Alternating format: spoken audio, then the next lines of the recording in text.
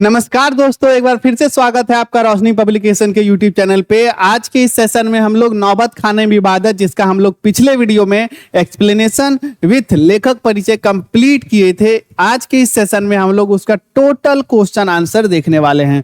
दोस्तों, जो बच्चे हमारे इस YouTube चैनल पे नए जुड़े हैं, जो बच्चे हमारे इस सेशन में नए जुड़े हैं, वो हमारे इस YouTube चैनल को सब्सक्राइब कर दीजिएगा ताकि आगे आने वाले सारे वीडियो का नोटिफिकेशन आप तक पहुंच सके। क्योंकि ये चैनल, हमारा रोशनी पब्लिकेशन का ये YouTube चैनल आपके लिए सभी सब्जेक्ट का, सभी चैप्टर का, सभी टॉपिक कवर करवाने वाली है, जिसमें हम लोग अपना हिंदी और संस्कृत की बात करें, जो कि मैं अभी पढ़ा रहा हूं आपका संस्कृत में, आपका पूरा चैप्टर कंप्लीट होकर अलग प्लेलिस्ट में आपका सेपरेट रखा हुआ है।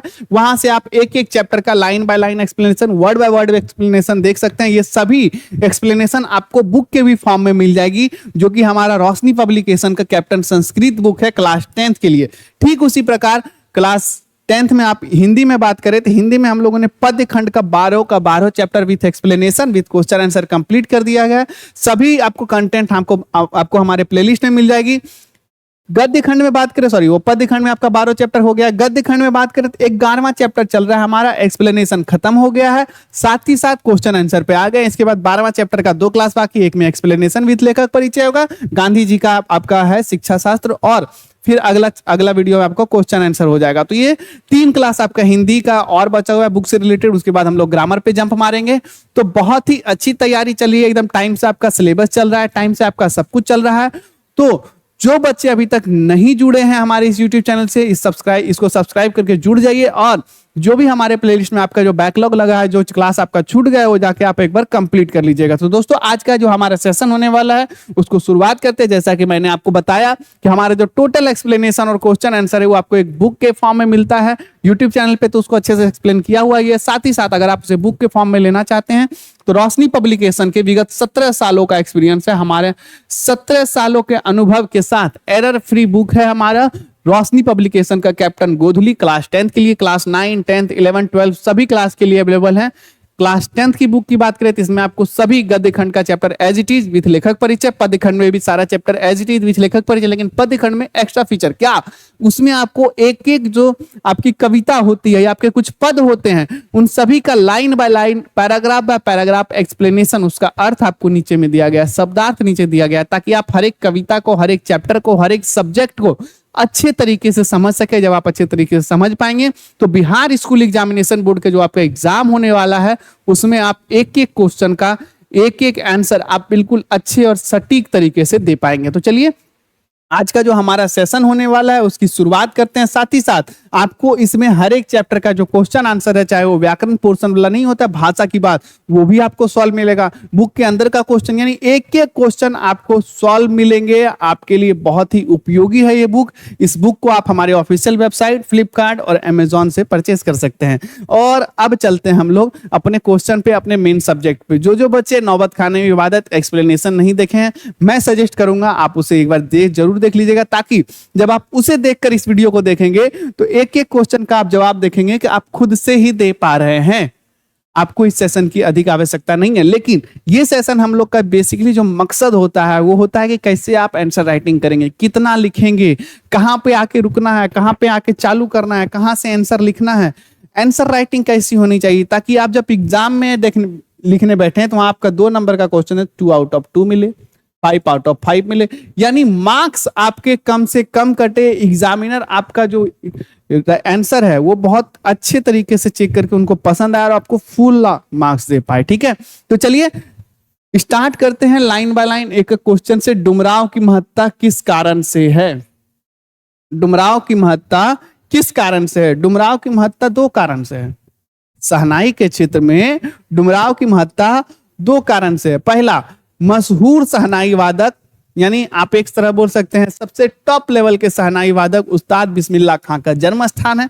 और डुमराव और उसके आसपास के क्षेत्रों में बहने वाली नदियों के कछारों पर नरकट नामक घास होती है, जो कि शहनाई में यूज होती है। तो किस कारण की महत्ता है? देखिए, इससे लिख सकते हैं आप, डुमराव की महत्ता मुख्य रूप से 2 कारण से है। पहली तो यहाँ की नदियों की कछाड़ों पर रीढ़ यानी नरकट नामक घास पाई जाती है, जिसका उपयोग शहनाई बजाने में किया जाता है। दूसरा कारण यह है कि विश्व प्रसिद्ध शहनाई वादक बिस्मिल्लाह खां का यह जन्म स्थान है। इसके परदादा उस्ताद सलार हुसैन भी यहीं के थे। इनके खानदान में सभी लोग शहनाई बजाते थे। क्या करते थे? खानदान में सभी लोग शहनाई बजाते थे, इसलिए डुमराव और शहनाई का एक दूसरे से विशेष महत्व है। डुमराव और शहनाई का एक दूसरे से विशेष महत्व है। डुमराव की महत्ता दो कारणों से है। चलिए दूसरा क्वेश्चन पे, सुशीर वाद्य किन्हें कहते हैं? शहनाई शब्द की व्युत्पत्ति किस प्रकार हुई है?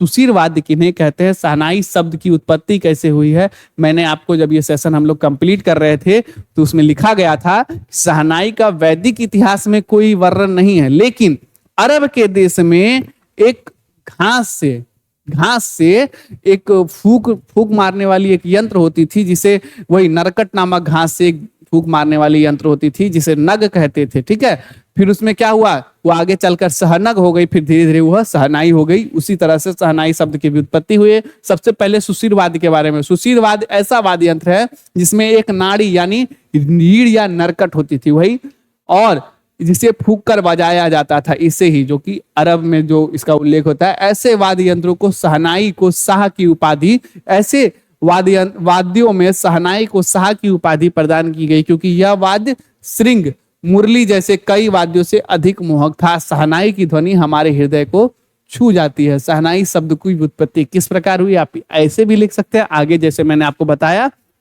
अरब की क्या हुई? अरब की नाड़ी या नरकट होता था, उससे फूक मारने वाला एक वाद्य यंत्र होता था जिसे नग कहते थे। क्या कहते थे? नग कहते थे। और शहनाई, ऐसे वाद्यों को शहनाई में शाह की उपाधि प्रदान की गई।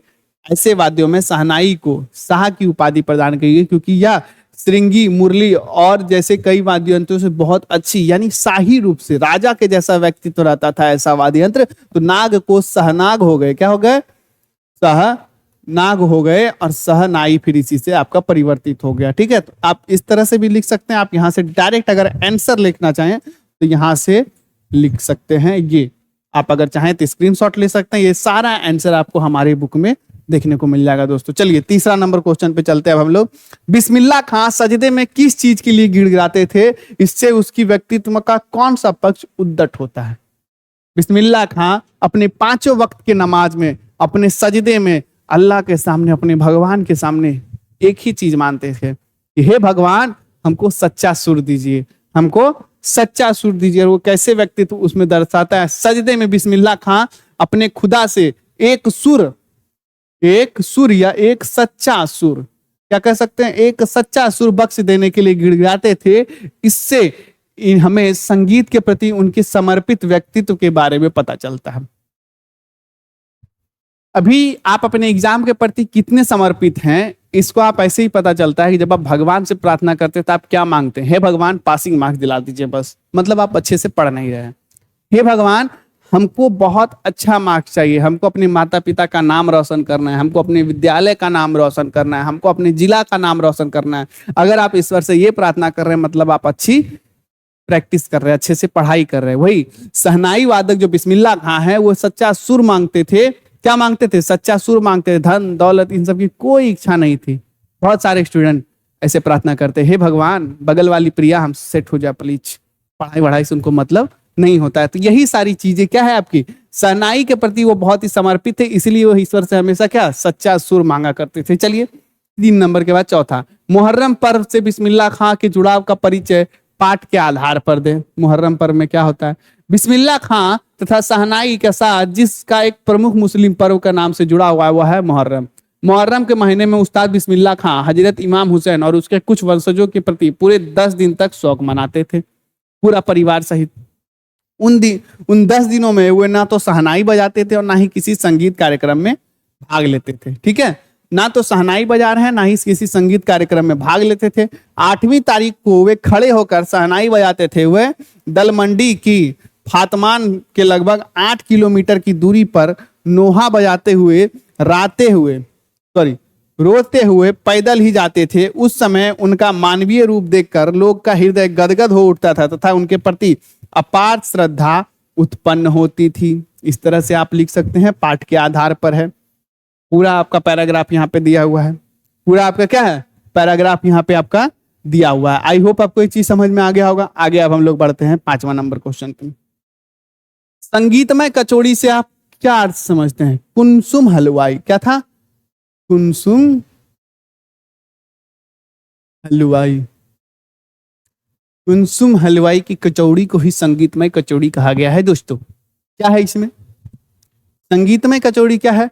इस पाठ में बताया गया है। कौन से पाठ में? नौबत खाने में इबादत पाठ में। अगर आपके एग्जाम में आएगा तो इस पाठ नहीं लिखिएगा, आप लिखिएगा कि नौबत खाने में इबादत, मतलब यही लिख लीजिएगा, ठीक है? लिख देते हैं, क्या लिखेंगे? नौबत खाने में इबादत पाठ में बताया गया है कि प्रसिद्ध शहनाई वादक बिस्मिल्लाह खां को कुनसुम की देसी घी वाली दुकान की संगीतमय कचौड़ी बहुत अच्छी लगती थी। अभी संगीतमय कचौड़ी क्या है? यहाँ संगीतमय कचौड़ी से अभिप्राय यह है कि कुनसुम द्वारा उबलते या कल कलाते घी में कचौड़ी डाले जाने पर उससे संगीत जैसी छन की आवाज उठती थी। क्या होती थी? उससे संगीतमय जैसी छन की आवाज उठती थी, जिससे बिस्मिल्लाह खां को संगीत के आरोह अवरोह सुनाई देते थे। इसी छन की आवाज को संगीतमय कचौड़ी की संज्ञा दी गई है। कुनसुम हलवाई की कचौड़ी को संगीतमय कचौड़ी कहा गया है। 5वां क्वेश्चन हो गया है। 6ठा क्वेश्चन पे, बिस्मिल्लाह खां जब काशी से बाहर प्रदर्शन करते थे तो क्या करते थे? इससे हमें क्या सीख मिलती है? काशी से बाहर कभी भी अगर वो आप कहीं शो करने के लिए जाते थे, बिस्मिल्लाह खां क्या करते थे? काशी से बाहर जाने से पहले एक बार बाबा विश्वनाथ की तरफ शहनाई का मुख करके वहां पहले उनके लिए समर्पित होकर उनके लिए पहले शहनाई बजाते थे, तब कहीं जाते थे। यह चीज क्या सीख मिलती है? पूरा एक ही बार फटाफट क्वेश्चन देख लेते हैं, आंसर देख लेते हैं। सॉरी, बिस्मिल्लाह खां अपने संपूर्ण जीवन में जब तक काशी में रहे, सुबह होते ही बालाजी के मंदिर के प्रधान द्वार पर बने नौबत खाने में जाकर अपने को एक रियाजी मानकर और बालाजी को सानिध्य समझकर रियाज करते थे। जब भी कभी वे काशी से बाहर प्रदर्शन के लिए जाते थे तो प्रदर्शन करने के पूर्व भगवान काशी विश्वनाथ और बालाजी की ओर मुख करके दोनों के नाम पर पहले शहनाई के कुछ स्वर देते थे, मानो प्रथम स्वर में वो अपने उस्ताद को अर्पित कर रहे हैं। इससे हमें यह शिक्षा मिलती है कि जीवन में अपने इष्ट को हमेशा याद रखना और ऊंची सफलता प्राप्त होती है या फिर जिससे हमें सफलता मिली है तो उसके प्रति कृतज्ञ समर्पण का भाव कभी भी नहीं भूलना चाहिए। हमें हमेशा जिससे हमें शिक्षा मिली है, जिससे हमें कुछ सीखने का अवसर मिला है, जो हमारा गुरु है, उनका हमेशा सम्मान करना चाहिए। ठीक है, 7वां नंबर प्रश्न पे आ जाते हैं दोस्तों। बिस्मिल्लाह खां का मतलब, बिस्मिल्लाह खां की शहनाई एक कलाकार के रूप में बिस्मिल्लाह खां का परिचय पाठ के आधार पर दें। एक कलाकार के रूप में बिस्मिल्लाह खां का जो परिचय है वो एक पाठ के आधार पर दें। क्या है उसमें?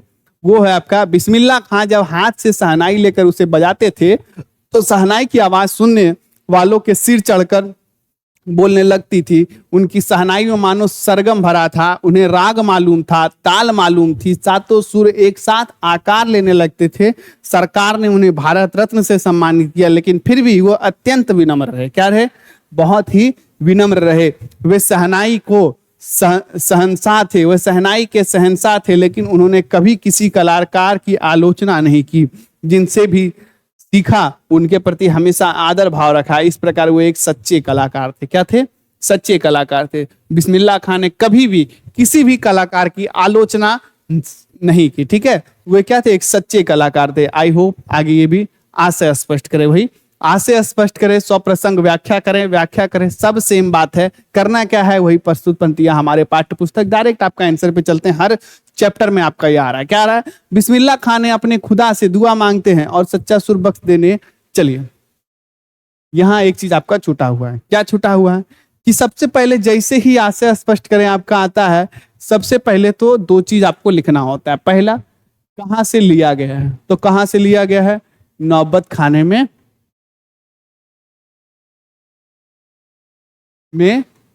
इबादत। और ये इनके लेखक कौन है? यतीन्द्र मिश्र। यतीन्द्र मिश्र। यतीन्द्र मिश्र इनके लेखक हैं। नौबत खाने में इबादत से लिया गया है। आप इसको इस तरह से लाइन फ्रेम कर सकते हैं कि प्रस्तुत पंक्तियां हमारे पाठ्य पुस्तक गोधुली भाग 2 के शीर्षक नौबत खाने में इबादत से ली गई है। इसके लेखक श्री यतीन्द्र मिश्र हैं एवं इस लाइन के माध्यम से लेखक ने अपने पूरे पाठ में नौबत खाने में इबादत, इसमें किसका जिक्र किया है? उस्ताद बिस्मिल्लाह खां के पूरे व्यक्ति चित्र के बारे में वर्णन किया है, बिस्मिल्लाह खां के व्यक्तित्व के बारे में वर्णन किया है। और इस लाइन में एक प्रसंग का वर्णन है जिसमें बिस्मिल्लाह खां अपने खुदा से दुआ मांगते हैं कि उन्हें सच्चा सुर बख्श दे। एक दिन जब उनकी शिष्या उनकी फटी लुंगी बदलने का आग्रह किया तो उन्होंने उत्तर देते हुए कहा कि लुंगी तो सी या बदल ली जा सकती, लुंगी का क्या है कि सी लेंगे या बदल जाएंगे, लेकिन भगवान से बस एक ही प्रार्थना है कि लुंगी फटी दे दे, कमीज फटी दे दे, लेकिन फटा सुर ना दे। क्यों? क्योंकि हमें जो भारत रत्न मिला है, कि हमें जो भारत रत्न मिला है उस्ताद बिस्मिल्लाह खां को, वो उनके सुर पे मिला है, ना कि फटी पुरानी कमीज पे या फिर ना ही सिली सिलाई कमीज पे। आई होप आपको समझ में आ गया। जो प्रसंग था, जब आप हमारा एक्सप्लेनेशन वाला वीडियो देखेंगे तो उसमें हम लोगों ने बताया है, पूरा चीज जो लिखा हुआ था उसको एक्सप्लेन किया है। इसके बहुत ही एक सुंदर सा प्रसंग था जिसमें उनकी शिष्या पूछती हैं कि बाबा आपको भारत रत्न मिल गया है, अच्छा नहीं लगता आप ऐसे बैठे रहते हैं फटे पुराना कमीज पे, कुछ अच्छा पहन के बैठिए, बड़े बड़े लोग आपसे मिलने आते हैं। तो उस समय बिस्मिल्लाह खां कहते हैं कि हमें जो भारत रत्न मिला है वो क्या है? वह सहनाई पे मिला है, ना कि कमीज पे। भगवान से बस यही प्रार्थना है कि फटा सुर ना बख्शे। लुंगिया का कहा है, आज फटी है तो कल सिल जाएगी या बदल ली जाएगी। आई होप आपको समझ में आ गया होगा। अगला लेते हैं, वही है काशी संस्कृति की पाठशाला है। इसका एक लाइन आता है, काशी संस्कृति की पाठशाला है, कैसे है वो बताया जाता है। इसमें भी आप सेम लिखेंगे, प्रस्तुत पंक्तियां हमारे पाठ्य पुस्तक गोधुली भाग 2 के शीर्षक नौबत खाने में इबादत से ली गई है, जिसके लेखक श्री यतीन्द्र मिश्र हैं। इस पूरे लेख में, इस पूरे व्यक्ति चित्र में उन्होंने उस्ताद बिस्मिल्लाह खां का जिक्र किया है, काशी का जिक्र किया है। काशी का जिक्र करते हुए लिखते हैं काशी संस्कृति की पाठशाला है। प्रस्तुत पाठ में काशी को संस्कृति की पाठशाला कहा गया है। यह प्राचीन काल से ही भारत की ज्ञान की नगरी कहा रही है। यहाँ अनेक विद्वान और कला शिरोमणि लोग रहते हैं। यहाँ का इतिहास बहुत ही पुराना है। यहाँ धर्म गुरुओं, प्रकांड विद्वानों तथा कला प्रेमियों की नगरी है, अर्थात काशी को ही सांस्कृतिक विकास का मूल केंद्र कहा गया है। इसीलिए कहा गया है काशी संस्कृति की पाठशाला है। स्क्रीनशॉट ले लीजिएगा, बहुत अच्छे से आपका यहाँ पे आंसर लिखा हुआ है। सारा आंसर आपको हमारे बुक में देखने को मिल जाएगा। आखिरी क्वेश्चन पे चलते हैं। आज का जो हमारा आखिरी क्वेश्चन है, बिस्मिल्लाह खां के बचपन का वर्णन पाठ के आधार पे कीजिए।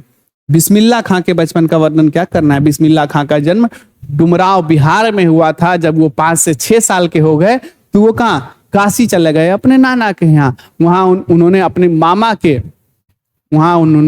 मामा को अपना उस्ताद, अपना गुरु माना, उनसे सहनाई सीखी और भी बहुत सारी उनकी बातें हैं जो कि आप आगे यहाँ पेंशन। मशहूर सहनाई वादक उस्ताद बिस्मिल्लाह खां का जन्म डुमराव बिहार के एक संगीत प्रेमी परिवार में हुआ था। ठीक है। उनके बचपन का नाम अमीरुद्दीन था। 5-6 साल की उम्र में वो अपने ननिहाल काशी चले गए। डुमराव गांव में ही सहनाई की रीढ़ बनने में काम आने वाली नड़कट यहाँ की नदी के किनारे पाई जाती है। बिस्मिल्लाह खां के परदादा उस्ताद सलाहार हुसैन खां डुमराव के ही निवासी थे। बिस्मिल्लाह खां उस्ताद पैगंबर बख्श के सुपुत्र थे। वह रियाज के लिए जब बालाजी जाते तो रास्ते में बतूलन और रसूलन की गीत सुनकर उन्हें बहुत खुशी मिलती। उनसे इन्हें प्रेरणा प्राप्त हुई संगीत की ओर। ठीक है। आगे खां साहब में संगीत के प्रति इतनी आसक्ति इन्हीं गायक बहनों के संगीत के कारण हुई, यानी रुचि, इंटरेस्ट इन्हीं संगीत में इन्हीं गायक बहनों के कारण हुई। इसलिए उनकी अबोध उम्र में अनुभव की स्लेट पर संगीत की प्रेरणा की वर्णमाला बतूलन बाई और रसूलन बाई ने ही उकेरी थी। यहाँ आई होप पूरा ये आपका पूरा चैप्टर का क्वेश्चन आंसर खत्म होता है। एक शॉर्ट आपका यहाँ पे आंसर था। उनके बचपन का जिक्र था। 6 साल की उम्र में आप और यहाँ पे ऐड कर सकते हैं। अपने मामा से इन्होंने सहनाई वादन सीखा और बालाजी की मंदिर के ड्योढ़ी पर रहे नौबत खाने में इन्होंने सहनाई बजानी सीखी। काशी से इनका विशेष प्रेम था। काशी विश्वनाथ को ये अपने आराध्य मानते थे। भले ये दूसरे काम के थे, लेकिन इन्होंने सभी धर्म का सम्मान किया। आई होप आपको ये पूरा चीज समझ में आ गया होगा। आगे इसमें बात करेंगे, पूरा हमारा चैप्टर का क्वेश्चन आंसर खत्म होता है। आखिरी चैप्टर 12 बचा हुआ है आपका। उसके बाद आपका ये पूरा गोधली, कैप्टन गोधली का सारा सेशन आपको यहाँ पे खत्म मिलेगा। क्या मिलेगा? सारा सेशन आपका, ये पूरा बुक आपको खत्म मिलेगा। ये पूरा बुक अगर आप परचेज करना चाहें सेपरेट, तो ये हमारे ऑफिशियल वेबसाइट फ्लिपकार्ट, अमेजोन पे प्राप्त कर सकते हैं। इसके अलावा हिंदी, संस्कृत, इंग्लिश की बुक है, 9th की बुक है, 10th की बुक है, 11th की बुक है, 12th की बुक है। सभी क्लास की बुक आपको यहाँ पे अवेलेबल मिलेगी। तो आई होप आपको ये सारी बुक, सभी बुक के बारे में आपको हमारे ऑफिशियल वेबसाइट पे जानकारी मिल जाएगी। इसके अलावा एसएसटी की भी है, हिस्ट्री, पॉलिटी, इकोनॉमिक, ज्योग्राफी, ये भी आपको मिल जाएगी। साथ ही में ये पूरा कंटेंट आपको मिलेगा, बीटीबीसी का सारा चीज एज इट इज होगा। साथ ही साथ आपका क्वेश्चन आंसर सॉल्व मिलेगा, ताकि आप किस तरह से एग्जाम में लिखते हैं, एग्जाम में लिखने के लिए जब आप बैठते हैं तो कैसे आंसर लिखा जाता है, आंसर राइटिंग कैसे होती है, ताकि आपका ज्यादा से ज्यादा अंक मिल सके। कम टाइम में सुंदर राइटिंग में आप लिख के ज्यादा से ज्यादा अंक कैसे हासिल कर सके, उस पर एक डिटेल जानकारी, एक डिटेल चर्चा इसमें है। इसमें आपको डिटेल में आपको उसी तरह से आंसर दिया गया है। तो आई होप आपको सही समझ में आ रहा होगा। आगे question bank, objective question practice set के लिए वो भी हमारा बुक अवेलेबल है। क्वेश्चन बैंक हमारा 2 प्रारूप में है। एक आपका हर एक 2011 से लेकर 2025 तक का सब्जेक्ट वाइज जो हर साल आया है उस तरह का क्वेश्चन। दूसरा आप बात करें तो चैप्टर वाइज जो क्वेश्चन आए हैं उसको चैप्टर वाइज डिवाइड करके आपको उसमें दिया गया है। तो इस तरह के भी क्वेश्चन आपको अवेलेबल मिलेंगे। तो आप दोनों में से जिस भी पैटर्न पे लेना चाहें हमारे ऑफिशियल वेबसाइट से जाके उसे परचेज कर सकते हैं। हर एक सब्जेक्ट का chapter wise objective question practice के लिए भी हमारा रोशनी पब्लिकेशन के कैप्टन ऑब्जेक्टिव क्वेश्चन आंसर आपको मिल जाएगा। यहाँ से ये भी आप जाके हमारे ऑफिशियल वेबसाइट फ्लिपकार्ट, अमेजॉन से जाके परचेज कर सकते हैं। क्वेश्चन बैंक भी हमारा 2026 के लिए लॉन्च हो गया है। जैसे कि मैंने आपको बताया 11th एवं 12th के लिए भी कैप्टन दिगंत, कैप्टन रेनबो अवेलेबल है। सारा बुक आपको हमारे ऑफिशियल वेबसाइट पे देखने को मिल जाएगा। ये हमारा ऑफिशियल वेबसाइट है जहां से आप इसके बारे में जानकारी भी ले सकते हैं और परचेज भी कर सकते हैं। साथ ही साथ अमेजॉन, फ्लिपकार्ट, अपने नजदीकी बुक स्टोर, बिहार के 3800 जिला में हमारा ये बुक अवेलेबल है। नजदीकी बुक स्टोर पे जाके आप इसे परचेज जरूर से जरूर कीजिएगा। तो आई होप आपको ये पूरा सेशन बहुत अच्छा लगा होगा, समझ में आया होगा, मजा आया होगा। तो मिलते हैं अगले वीडियो में एक नए सेशन, एक नए टॉपिक, एक नए चैप्टर के साथ। तब तक के लिए जय हिंद, जय भारत।